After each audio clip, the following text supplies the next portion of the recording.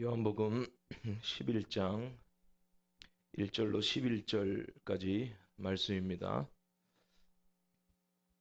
우리 한 절씩 교독하겠습니다. 어떤 병자가 있으니 이는 마리아와 그 자매 마르다의 마을 베다니에 사는 나사로라.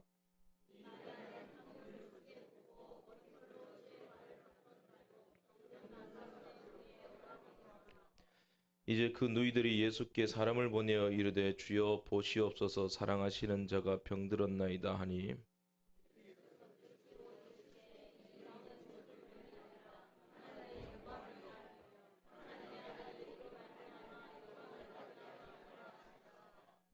예수께서 본래 마르다와 그 동생과 나사로를 사랑하시더니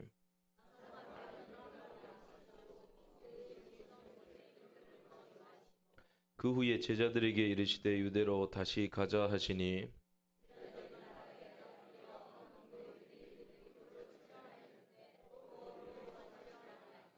예수께서 대답하시되 낮이 12시간이 아니냐 사람이 낮에 다니면 이 세상의 빛을 봄으로 실족하지 아니하고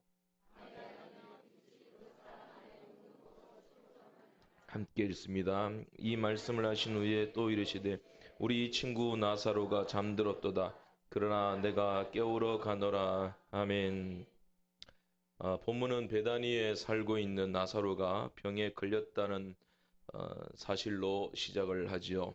이 나사로는 마리아와 마르다의 오라버니입니다. 병이 든 오라버니를 살리기 위해서 마르다와 마리아가 베레아에 있는 예수님께 사자를 보내서 이런 말로 간구하지요. 3절 말씀입니다. 주여 보시옵소서 사랑하시는 자가 병이 들었나이다. 저는 본문을 묵상하다가 이 말씀에 가슴이 찡했습니다. 사랑하시는 자가 병들었나이다. 그런 마음 드실 때 있으시죠? 성도는 하나님은 성도를 사랑하시죠? 믿으십니까? 하나님 우리를 사랑하십니다. 사랑하시는데 몸까지 내어주셨는데 사랑하시는 자가 병이 들 때가 있어요. 사랑하시는 자가 극한의 고난을 당할 때가 있습니다. 성도들이 당하는 모든 시련과 고난과 극한의 고통들을 보면서 우리는 어떻게 반응해야 되고 또 그런 성도를 보면서 어떻게 기도해야 될까요? 다른 사람의 문제가 아니에요. 바로 저 자신의 문제입니다. 제가 그런 병이 들었을 때, 제가 그런 고난을 당했을 때, 질병과 절망에 부딪혔을 때 어떻게 기도해야 할까요? 오늘 주님께서 나사로를 살리시는 표적을 통하여 주님이 사랑하시는 자를 어떻게 위로하시며 또 인도에 가시는가를 살펴보면서 은혜를 받고자 합니다. 첫째로 주님은 사랑하시는 자와 함께 우십니다. 성경에는 예수님이 눈물을 흘리시는 모습을 3번 기록하고 있습니다. 첫째로는 멸망당할 예루살렘 성을 바라시면서 눈물을 흘리셨어요. 또 한 가지 눈물은 겟세마네 동산에서 십자가를 앞에 두고 극한 고난의 눈물을 쏟아내셨죠. 그 눈물로 우리를 구원하셨죠. 마지막으로 본문의 나사로입니다. 나사로를 위한 눈물이에요. 본문은 나사로와 그의 가족 마르다와 마리아를 소개하면서 주님이 그들을 사랑하신 것을 강조를 하고 있습니다. 3절 말씀 보면 사랑하시는 자가 병들었나이다. 5절도 보면 예수께서 본래 마르다와 그 동생과 나사로를 뭐 하셨어요? 사랑하시더니 사랑하시는 나사로의 무덤에 도착한 예수님의 모습을 성경은 이렇게 짧게 묘사를 합니다. 영어 성경으로는 Jesus wept라고 되어 있습니다. 예수께서 눈물을 흘리시더라. 이 두 단어로 이루어진 이 한 문장 속에 짧은 한 문장 속에 주님의 모든 마음이 나사로를 향한 우리를 향한 모든 마음이 들어 있습니다. 이 말없는 주님의 눈물을 본 유대인들의 증언을 한번 들어보겠습니다. 36절 말씀입니다. 이에 유대인들이 말하되 보라 그를 얼마나 사랑하셨는가. 비꼬는 말입니다만은 팩트죠. 주님께서 그들을 얼마나 사랑하셨습니까? 이때 주님이 사랑하셨다 이 말은 아가페라는 말을 쓰고 있어요. 모든 것을 내어주실 정도로 그를 마르다를 마리아를 그리고 나사로를 사랑하셨던 것이죠. 우리는 본문의 결국을 압니다. 나사로는 다시 살아났습니다. 아니 주님께서 나사로의 이름을 불러서 살려내셨습니다. 다시 살아나셨죠. 이것은 주님의 부활의 능력을 보여주신 것입니다. 나사로가 다시 살아난 기적은 주님의 눈물에서 시작이 된 것이죠. 근데 모든 사람의 눈물이 다 똑같은 가치와 능력을 가진 것은 아니에요. 좀 동떨어진 말입니다만은 산 얘기를 하겠습니다. 뭐 설악산이나 여러분 태백산 올라가 보셨어요? 겨울에 제 학생들 데리고 올라가 봤는데 얼음 꽁꽁 얼었을 때 그때 그 준비가 안 돼 있어서 그냥 그 휴대용 임시죠 일회용 그 이젤을 발바닥에 차고 올라갔는데 구름 위로까지 올라가더라고요. 거기서 주 하나님 지으신 모든 세계 찬송하면 그 예배를 드렸는데 그게 겨울 수련회였어요. 그런 수련회도 괜찮아요, 그죠? 근데 그 꼭대기 올라가 보니까 여러분 이런 말 있죠. 뭐 스님이 얘기했는데 님자 붙이면 안 됩니까? 서라고 해야 됩니까? 어쨌든 그런 분들이 뭐 산은 산이요 물은 물이다라고 했잖아요. 여러분 얼핏 멀리서 보면 설악산이든 태백산이든 팔공산이든 산은 산이고 물은 물이에요. 근데 막상 올라가 보세요. 그게 산은 산이고 물은 물인가? 얼마나 힘들어요. 그런데 올라가서 정상에 딱 서보면 역시 산은 산이고 물은 물이다. 그걸 알 수 있는 거예요. 그 감격, 알고 감격하는 것과 모르고 산이니 물이니 논하는 것은 그 지식의 차이와 교양의 차이가 나는 거예요. 제가 왜 이런 말씀을 드리냐면 믿음, 소망, 사랑 그 중에 제일은 사랑이니라 믿으시죠? 근데 그거 정말 아세요? 알고 사랑이 제일이다 말씀하십니까? 그냥 산은 산이고 물은 물입니까? 그 중에 제일은 사랑이니라 라고 말씀하니까 그냥 사랑이에요? 이게 문제인 거예요. 그 중에 제일은 사랑이다. 여러분, 사랑하면 얼마나 아픕니까? 사랑하는 동안 이게 사랑입니까? 교회를 사랑하는 동안 이게 사랑입니까? 사랑하기 때문에 분노하잖아요. 사랑하기 때문에 다투기도 하고, 사랑하기 때문에 마음이 갈라지기도 하고, 사랑하기 때문에 눈물을 흘리잖아요. 우리가 여기에 머물러 있어서는 안 되는 거죠. 더 높은 차원으로 올라가야 됩니다. 주님이 교회를 얼마나 사랑하셨습니까? 주님이 눈물을 흘리시더라. 그를 위하여 눈물을 흘리셨고 당신을 위하여 눈물을 흘리셨고 나를 위해 눈물을 흘리셨고 교회를 위하여 주님이 눈물을 흘리셨어요. 아가페, 아가파오 그렇게 눈물을 흘리셨습니다. 그래서 빌립보서 2장 5절 이하에는 그렇게 말씀하죠. 너희 안에 이 마음을 품으라 곧 그리스도 예수의 마음이니 그는 근본 하나님의 본체시나 하나님과 동등됨을 취할 것으로 여기지 아니하시고 오히려 자기를 비어 종의 형체를 가지사 사람들과 같이 되셨고 죽기까지 복종하셨으니 곧 십자가에 죽으심이라. 이게 그리스도의 마음이에요. 자기를 비어 이 사랑의 눈물로 주께서 눈물을 흘리시더라 이 말입니다. 사랑하셨기 때문에 이 눈물과 사랑만 회복되면 우리 교회와 나라와 성도 간의 모든 갈등과 우리 삶의 모든 회의들이 위로받기 시작하는 것입니다. 주님이 우리를 위해서 얼마나 간구하고 계시는가. 로마서 8장 27절 이와 같이 성령도 우리의 연약함을 도우시나니 우리는 마땅히 기도할 바를 알지 못할 때에 오직 성령이 말할 수 없는 탄식으로 우리를 위하여 친히 간구하시느니라. 히브리서 4장 15절 우리에게 있는 대제사장은 우리의 연약함을 동정하지 못하실 리가 아니요 모든 일에 우리와 똑같이 시험 받으신 이르시로되 죄는 없으시니라. 주님은 우리와 함께 눈물을 흘리시고 우리와 함께 고난도 당하셨고 우리보다 더한 고난을 당하셨기 때문에 우리의 모든 연약함들을 채울하십니다. 내가 울고 있습니까? 우리가 힘들어합니까? 주님은 더 우십니다. 그래서 우리가 부르는 찬송에 이런 가사가 있죠. 주님도 때로는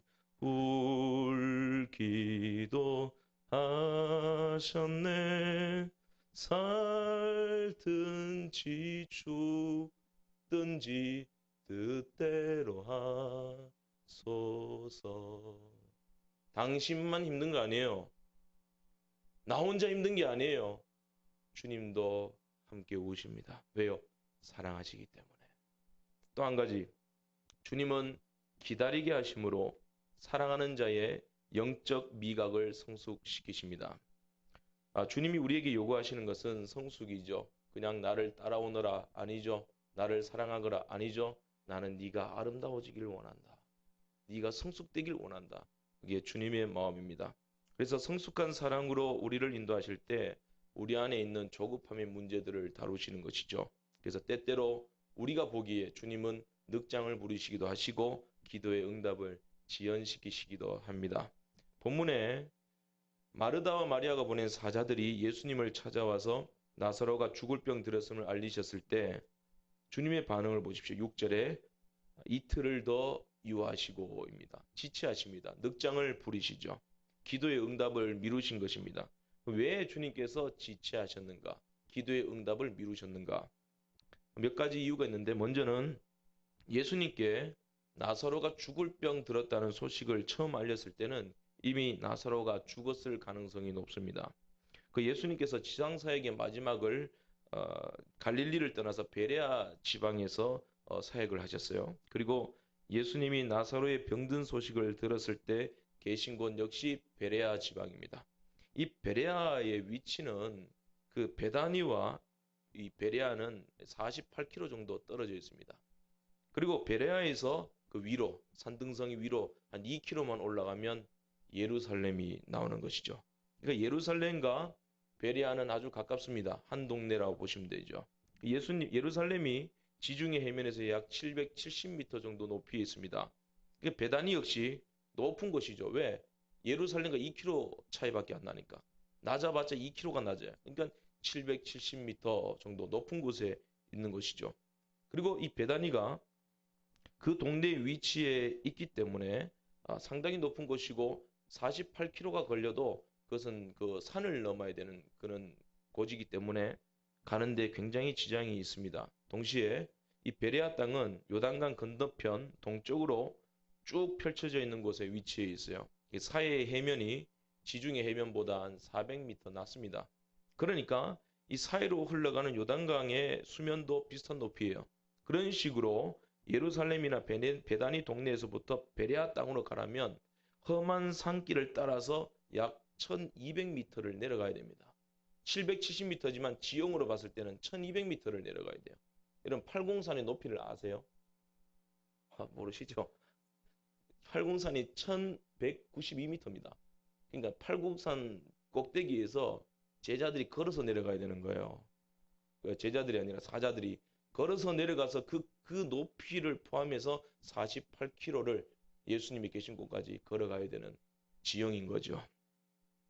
그러니까 베다니에서부터 산길을 따라서 산등성이로 올라갔다가 산골짜기로 내려갔다가 하면서 사해 입구에 도착했을 때는 이 강을 건너든지 아니면 여리고 쪽에서 건너든지 해서 베레아 땅에 가서 예수님께 나사로가 병들었나이다 이렇게 소식을 전한 것입니다. 그러니까 가다가 사자들은 밥도 먹어야 되겠죠. 그 사람들은 밥도 먹어야 될 것이고 먼 길이니까 쉬어야 되는 것이죠. 한 몇 번 쉬었겠죠. 밥도 먹고. 그렇게 해서 대략 도착하는 시간, 소요 시간을 계산해 보니까 적어도 한 12시간 정도는 걸리는 거리입니다. 그리고 그 12시간, 그러니까 거의 뭐 반나절 걸려서 예수님께 도착했으니까 예수님께 그 소식을 전하니까 예수님은 또 바로 반응하지 않으시고 이틀을 더 유하시죠.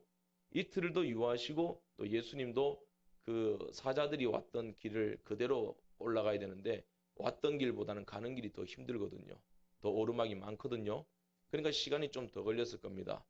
12시간보다는 더 걸렸겠죠. 쉬시기도 하셨고 일행도 있으니까 시간이 더 걸렸을 것입니다. 그렇게 해서 베다니로 올라가신 것입니다. 이렇게 사자들이 베다니에서 예수님이 계신 베레아로 출발하여서 또다시 예수님이 함께 베다니로 돌아오는 시간이 사흘 내지는 나흘 정도가 되었다라는 것이죠. 그런데 예수님께서 베다니에 도착하시자마자 들은 소식이 뭐냐면 나사로가 죽은 지 며칠이 되었어요. 나흘이 되었느니라. 계산이 나오죠. 이미 예수님께 당도하여서 그들이 사랑하신 자가 병들었나이다 라고 말했을 때는 이미 나사로가 죽었을 가능성이 90% 이상입니다. 예수님 몰랐을까요? 아셨던 것이죠. 이미 다 아셨던 것이죠. 예수님께서 또 지체하신 이유가 무엇인가? 마르다와 마리아 그리고 제자들의 영적 성숙을 위해서 지체하신 것입니다. 예수님께서 거기 베레아에서 이틀을 더 유하신 후에 제자들에게 말씀하시죠. 14절에 나사로가 죽었느니라. 예수님은 이미 나사로가 죽었음을 알고 있는 상태예요. 그리고 그 다음 구절에 예수님만 알고 있습니다. 사자들도 모릅니다. 제자들도 모릅니다. 그 다음 제자들에게 이렇게 말씀하십니다. 15절에 내가 거기 있지 아니한 것을 너희를 위하여 기뻐하노니 이는 너희로 믿게 하려 함이라. 여기 너희가 누구예요? 예수님의 제자들입니다.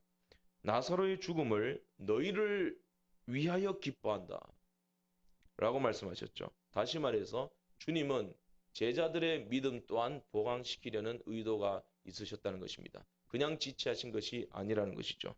지금 예수님은 약 한 달 뒤면 예루살렘에서 십자가에 달려 죽으십니다. 그간 제자들에게 수없이 내가 십자가에 달려 죽는다. 그리고 3일 만에 부활한다.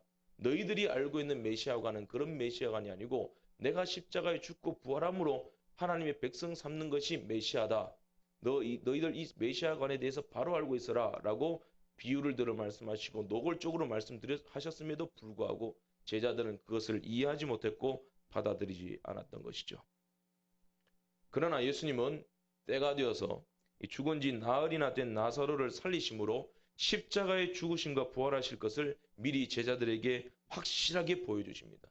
부활의 능력을 확실하게 보여주심으로 그들로 하여금 예수님을 믿도록 하신 것이죠. 동시에 유대인들에게도 예수님의 뜻이 있으셨습니다. 부활의 주님이 곧 하나님의 아들이시고 또 내가 하나님과 일치된 하나님이다라는 것을 보여주신 것이에요. 19절에 보게 되면 많은 유대인이 마르다와 마리아에게 그 오라비의 일로 위문하러 왔더니 라는 말씀이 나와요.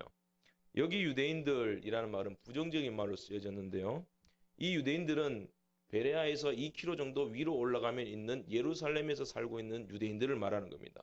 이 유대인들이 건너 동네니까 베다니에서 일어난 나사로 집의 초상을 알고 있는 거죠. 왜 알고 있냐면 너무나 유명한 집이니까. 왜냐하면 자기들이 죽이고 싶어하는 예수가 베다니에 있는 나사로의 집과 친하게 지낸다는 사실을 다 알고 있었을 터이니까. 그러니까 베다니의 나사로의 집에 초상이 났다. 그러면 우리가 예의 차원에서도 안 가고 여기 있을 수가 있겠냐? 얼굴이라도 비춰보자. 초상집에 방문은 해야지. 그런 의도로 찾아왔다는 것이죠. 가서 울어주자, 위로해주자. 그렇게 해서 내려온 유대인들을 말합니다. 또 한 가지는 이 유대인들에겐 그런 의도가 있는 거예요. 예수가 그토록 나사로를 사랑했는데 오늘 오나 안 오나 보자. 오나 안 오나 보자. 또 와서 무슨 일을 저지르는지 한번 보자. 그리고 우리가 흠을 찾아내서 결정적으로 그를 죽일 방도를 생각해보자. 그런 의도가 있었던 것이죠. 그리고 그 유대인들이 기다린 대로 예수님이 나사로가 죽은 지 나흘째 도착했습니다. 그리고 주님은 나사로 무덤 앞에 서 계시죠. 그때 유대인들이 뭐라고 말하는지 보세요. 36절 37절 말씀 보겠습니다. 이에 유대인들이 말하되 보라 그를 얼마나 사랑하셨는가 하며 그중 어떤 이는 말하되 맹인의 눈을 뜨게 한 이 사람이 그 사람은 죽지 않게 할 수 없었더냐 하더라. 예수가 나사로를 그렇게 사랑했다며 그러면 그가 죽지 않도록 단도리를 하셔야 되지 그것도 막지 못했느냐 비아냥하고 있어요. 마치 이 광경은 예수님께서 십자가에 달리셨을 때 주님을 비난했던 유대인들의 모습과 방불합니다. 자 보자 엘리야가 와서 그를 구원하나 보자 그랬어요. 성전을 헐고 사흘 안에 짓는다고 했던 자여 그 능력이 어디 갔느냐. 저가 넘들은 구원했을 때 자기는 구원할 수 없노라. 네가 하나님의 아들이면 지금 당장 십자가에서 내려와 보라 그랬습니다. 이 비아냥과 굉장히 흡사합니다. 그런 유대인들 앞에서 주님은 말씀하십니다. 43절 말씀에 나사로야 나오라 하십니다. 할렐루야. 이런 역사가 일어난 거예요. 나사로야 나오라 하십니다. 그가 이 음성을 듣고 별 수가 있겠습니까? 죽은 나사로가 주님께서 그 음성을 바라시니까 살아서 걸어서 나오기 시작합니다. 44절에 죽은 나사로가 수족을 배포해 동인체로 나왔다. 그리고 이 일로 인하여 놀라운 역사가 일어납니다. 45절에 많은 유대인이 믿었다.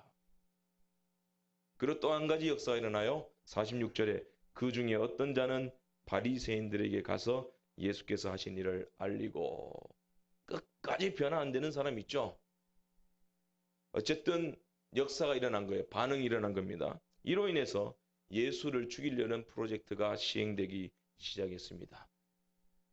만약에 나사로가 죽기 전에 예수님이 그의 병을 고쳐주는 정도로 끝났다면 이런 효과는 있을 수 없었죠.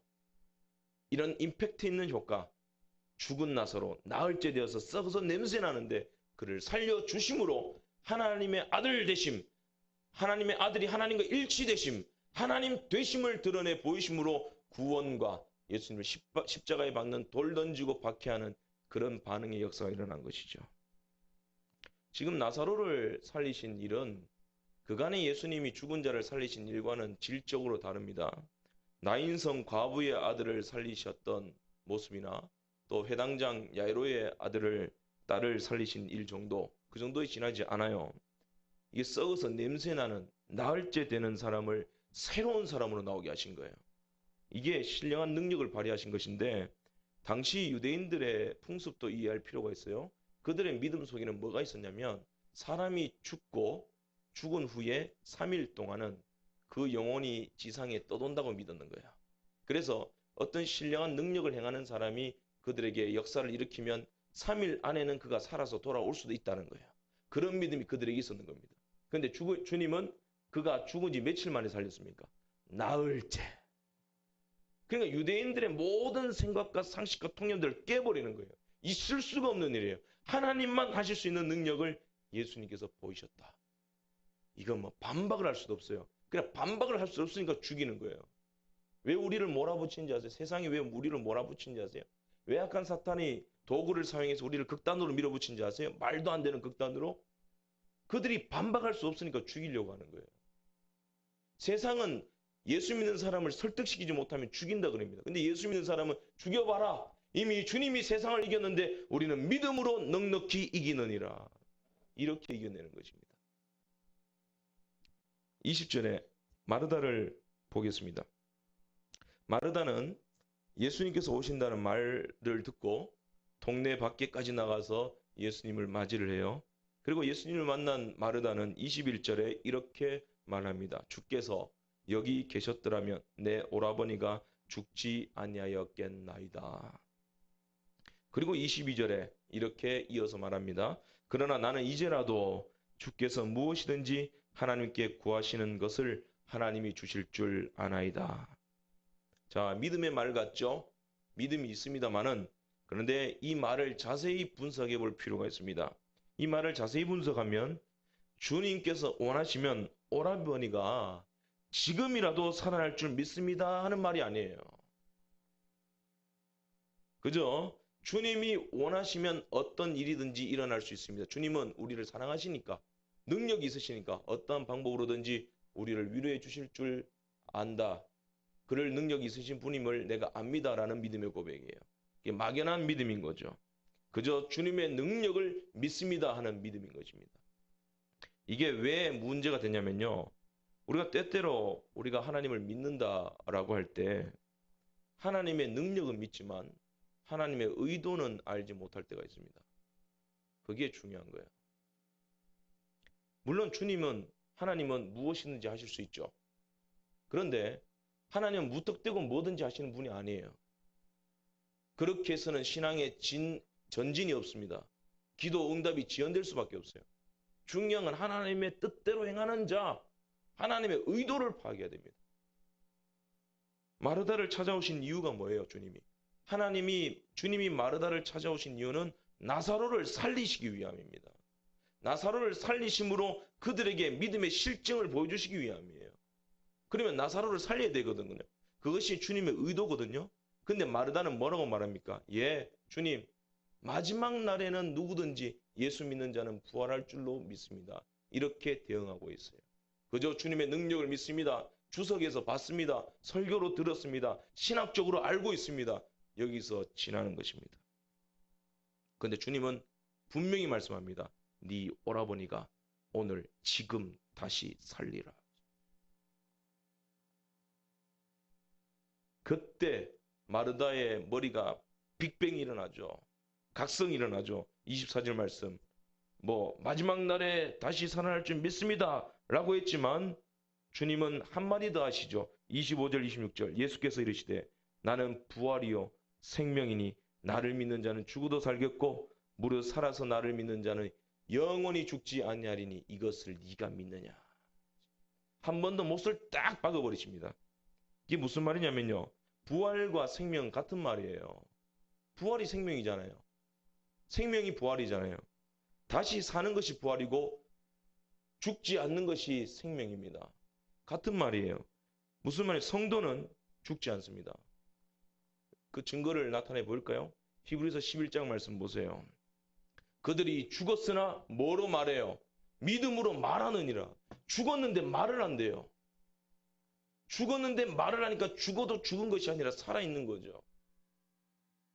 제가 군대를 제대하고 반야월에 있는 어떤 교회에서 교육전사로 사역을 할 때입니다. 그때 25살 때거든요. 4살, 5살, 6살, 7살까지 했나요? 그때 그 목사님께서 설교하시던 도중에 했던 말씀이 생각나요. 제가 그 목사님 말씀입니다. 제가 어젯밤에 제 아내가 등을 돌리고 자던데 가만히 보니까 훌쩍훌쩍 울어요. 왜 우는겨? 라고 물었더니 엄마 보고 싶어서 그러더라고요. 엄마 보고 싶어서. 아직 엄마 살아있는 사람은 좋겠소 그러더래. 중요한 게 뭔지 아세요? 이 사모님 어머님은 중학교 때 돌아가셨어요. 40년이 넘었습니다. 그런데 가슴속에는 아직 엄마가 있는 거예요. 어머니도 아니에요. 엄마. 그래서 저보고도 그러셨어요. 전도사님은 엄마 보러 의성 안 가나? 엄마라고 하세요. 어머니라는 식으로. 엄마 보러 안 가나? 40년 전에 돌아가셔도 지금 내 엄마예요. 내 어머니로 살아있는 거예요. 그러시죠? 여러분들 옛날에 돌아가신 어머님보다 연세 더 드셨잖아요. 그래도 그때 엄마가 지금 엄마잖아요.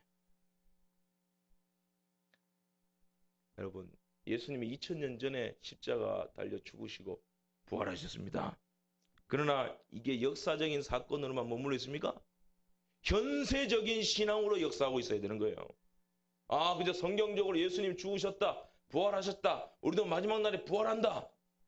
이렇게 역사적 신앙으로만 알고 있으니까 지금 고난을 당했을 때, 지금 극한의 어려움을 당했을 때 믿음으로 기도하지 못하는 겁니다. 부활 신앙과 주님의 생명이 지금 내 속에서도 역사합니다. 오늘 내가 나사로를 살릴 것이다. 이 말씀이 믿어지지 않는 거예요. 하나님이 하시면 되죠. 끝입니다. 실은 현세적인 믿음이 없는 거예요. 주님의 부활은 오늘 우리 안에 역사하십니다. 할렐루야. 문제는 우리가 그 부활을 살고 있느냐가 문제예요. 그 생명이 있습니까? 그저 주님이 하시면 됩니다. 하나님이 해주십시오. 예수 이름으로 사탄아 물러가는 그런다고 되는 게 아니에요. 주님, 지금 주님이 행하실 부활의 능력을 믿습니다. 이게 중요한 것입니다. 교회 건축이 진행되는 동안 우리가 이런 기도 많이 하셨죠. 이런 구호를 많이 외치셨죠. 어떤 시공사가 결정되든지 주님 뜻대로 해주시고 하나님 알아서 해주십시오. 이거는 막연한 신앙 고백입니다. 하나님이 그렇게 막연하게 일하시겠습니까? 물론 하나님 능력으로 다 되죠.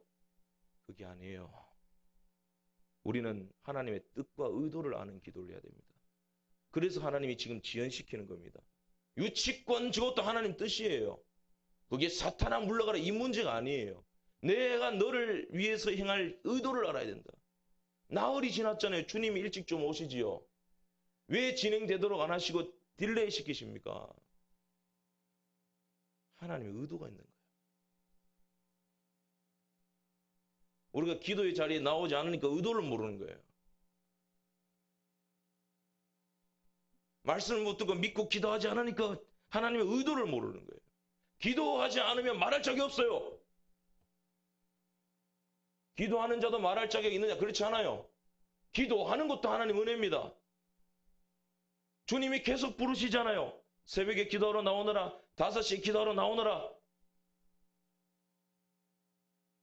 주님의 부르심인데 우리가 우둔하여서 듣지를 못하는 거예요. 그래서 그저 교회에서 하는 것이니까.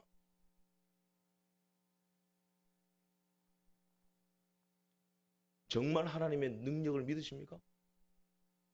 정말로 하나님의 뜻을 찾으십니까? 마르다와 마리아 보십시오. 사랑하시는 자가 병들었나이다. 주님께 간구합니다. 주님이 인도에 가십니다. 거기에 계속해서 반응하고 기도하며 간구합니다.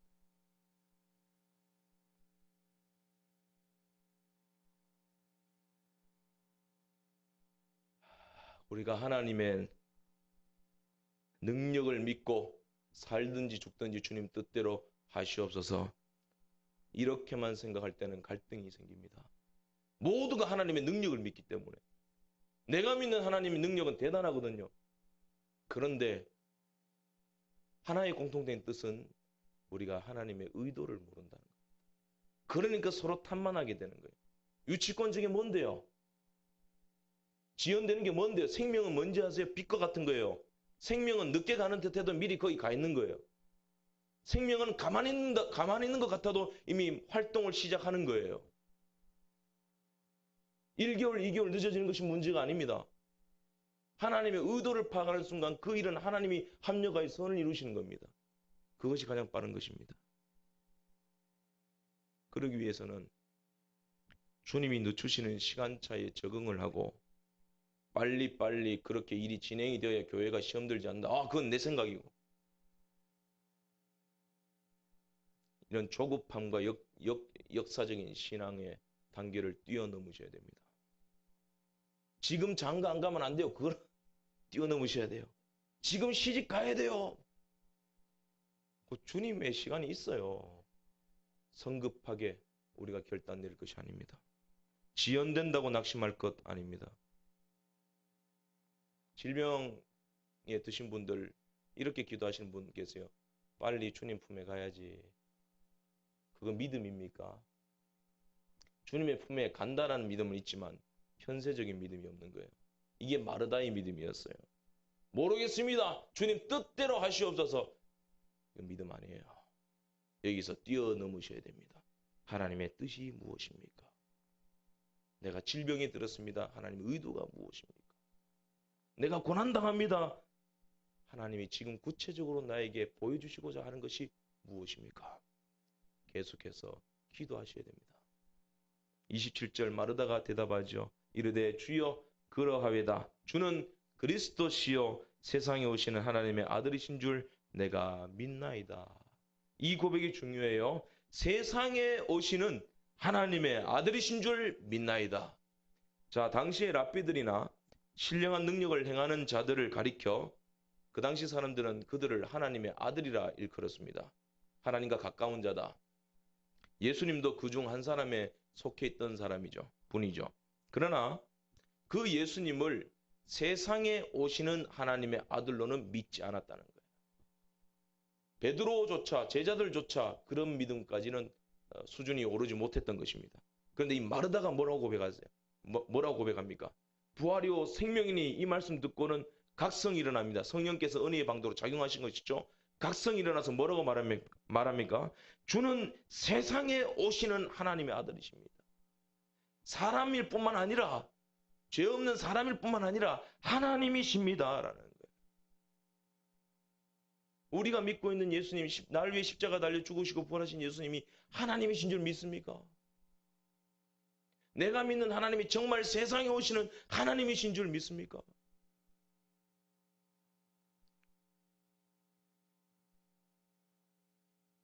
그래서 마르다에게 각성이 일어난 거죠. 맞다. 주님은 부활이요 생명이시며 세상에 오신 하나님의 아들이시다. 그 하나님이 오늘 내 오라비를 살리신다. 이렇게 믿음이 보강된 것입니다. 성숙된 것입니다. 그리고 돌아서서 28절에 가만히 그 자매 마리아를 불러 말하되 선생님이 너를 부르신다. 마리아도 보강되어야 되겠다. 그렇게 마리아도 예수님께 나아가죠. 32절부터 보면 마리아 역시 각성이 일어나기 전에 마르다와 똑같은 반응을 보입니다.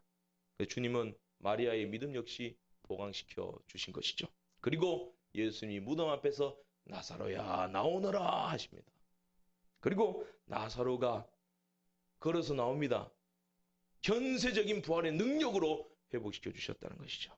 그리고 나서 요한복음 12장에 마르다가 6월절 엿새 전에, 즉 예수님이 잡히시던 날 엿새 전에 예수님의 장례를 준비하기 위하여 향유 옥합을 가지고 와서 그 앞에 깨뜨린 것입니다. 이것은 이 장면을 본 예수님의 제자들은 어안이 벙벙하죠. 그러나 마리아는 알고 있는 거예요. 그것을 지켜본 마르다도 알고 있는 거예요. 왜? 나사로의 부활 사건과 주님의 말씀으로 인하여 그들의 믿음이 지금 성숙되어 있거든요. 하나님을 맛보는 그 미각이 성숙되어 있거든요. 그리하여 주님이 그 속내를 깨뜨려 보시고 내 장례를 위하여 좋은 일을 하였다. 마리아가 향유옥합을 다 쏟아부으면서 그런 마음이 있었던 것이, 주님 십자가에 달려 죽으실 때가 되셨군요.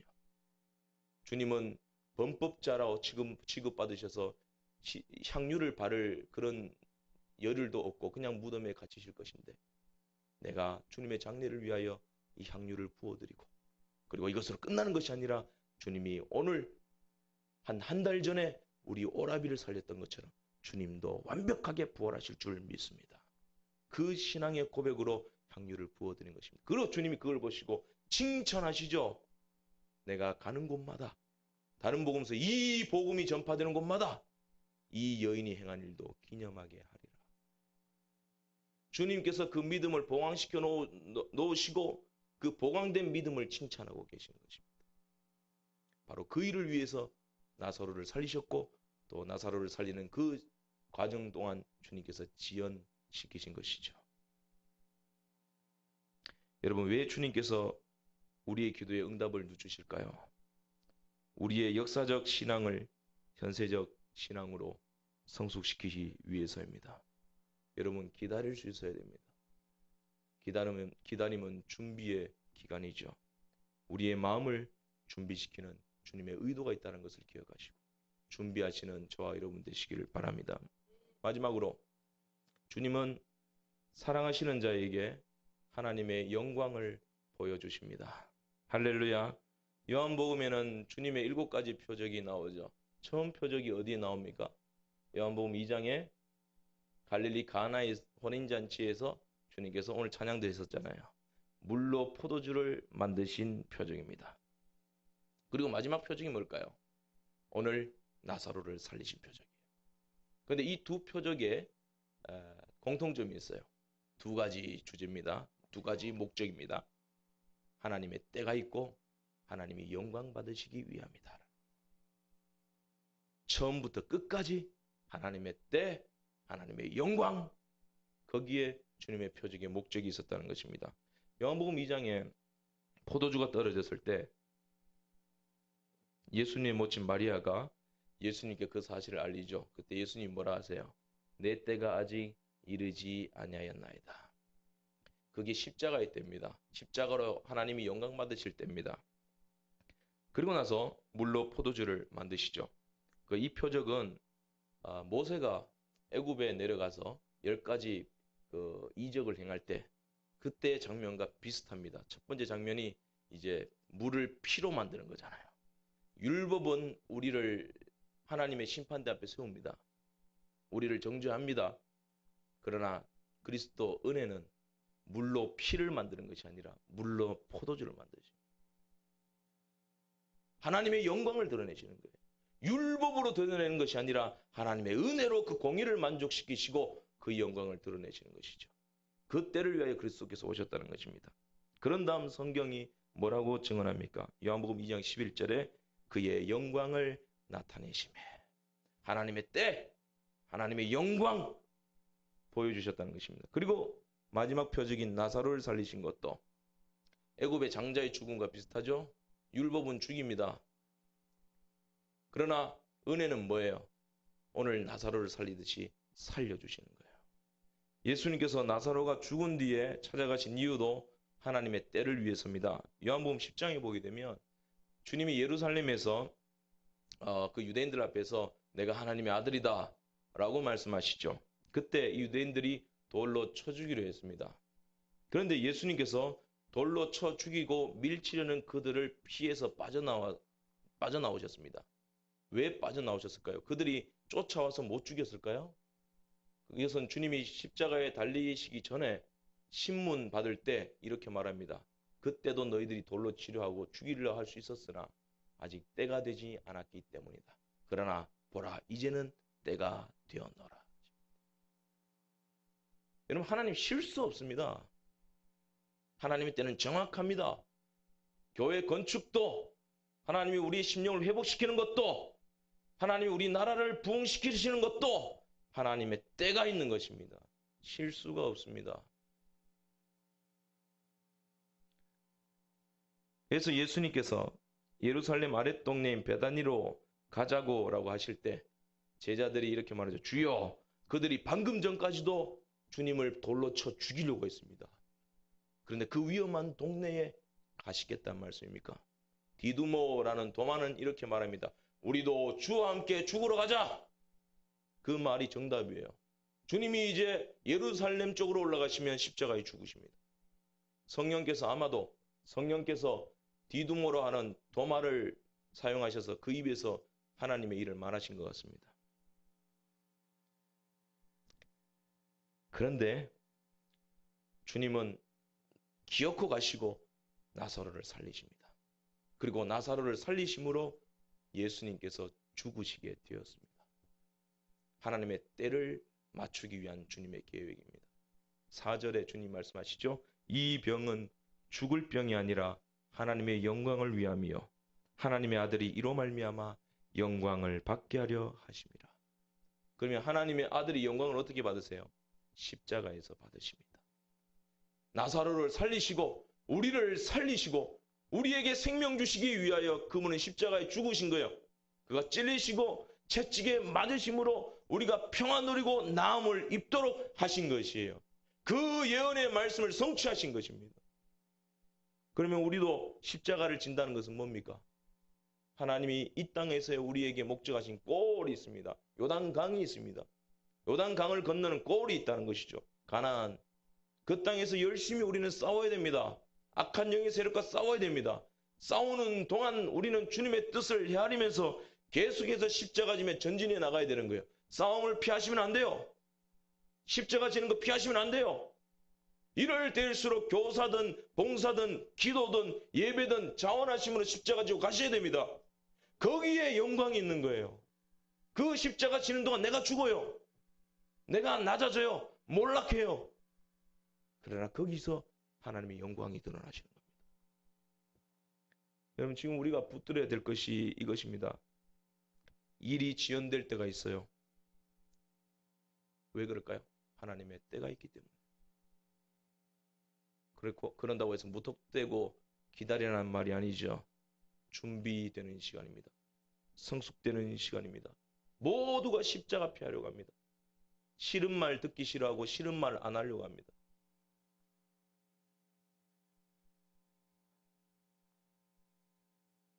그러나 주님의 의도는 내가 십자가 지려고 나사로 살렸다. 너희들도 십자가 져라. 그래야 하나님의 영광이 드러나고 내가 영광 받는다. 그 말씀. 우리가 이 땅을 살아가는 동안 바로 이 순간 주님의 부활의 능력과 영원히 죽지 않은 생명을 믿는 믿음이 우리 속에서 역사함을 믿으시길 바랍니다. 여러분, 이 땅에서 질병 걸릴 수 있습니다.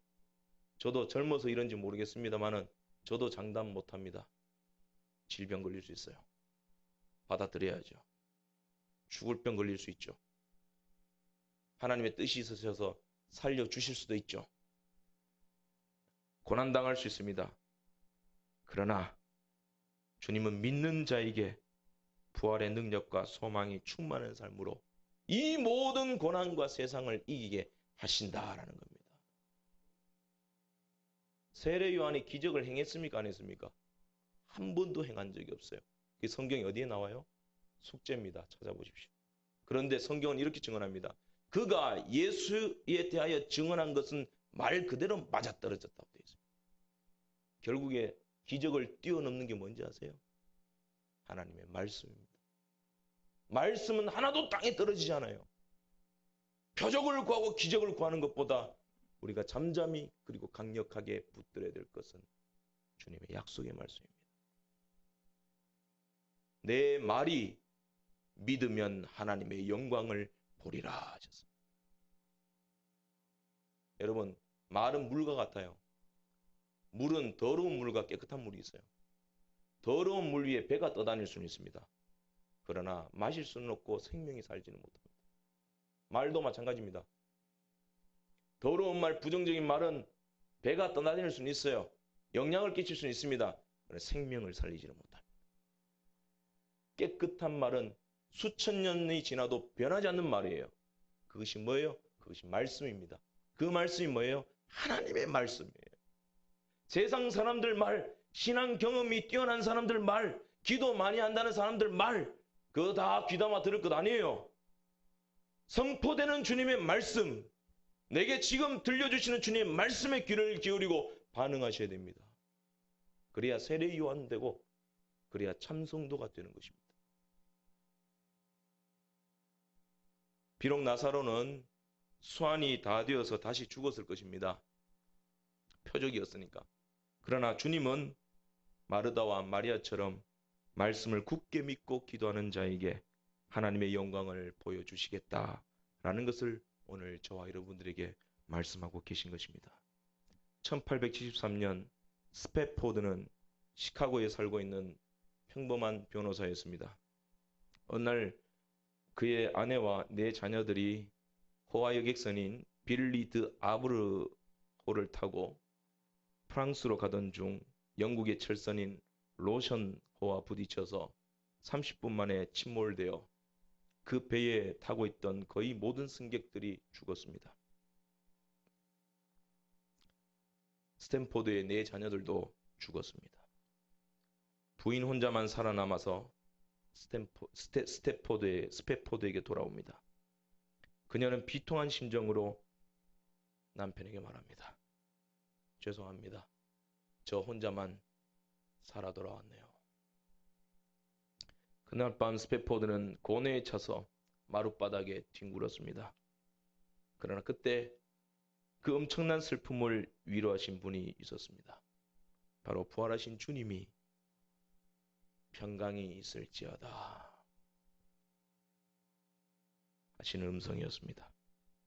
그는 그날 밤 떼굴떼굴 구르면서 하나님의 영광을 본 것입니다.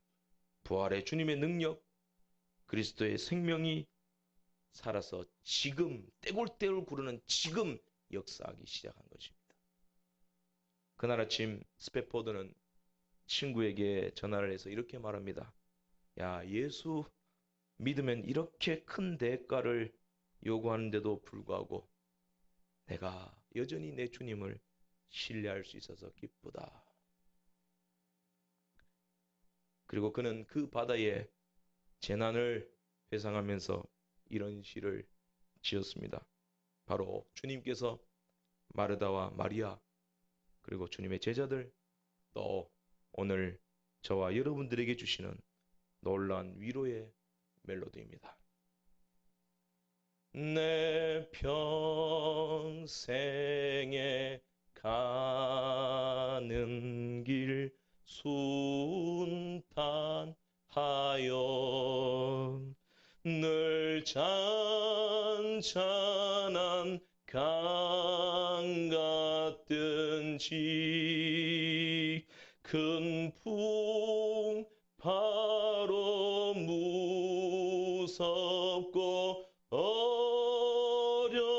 어렵든지 나의 영혼은 늘 편하다. 내 영혼 어떻게요? 평안해. 내 영혼 평안해. 할렐루야. 기도하겠습니다. 부활이여 생명 되신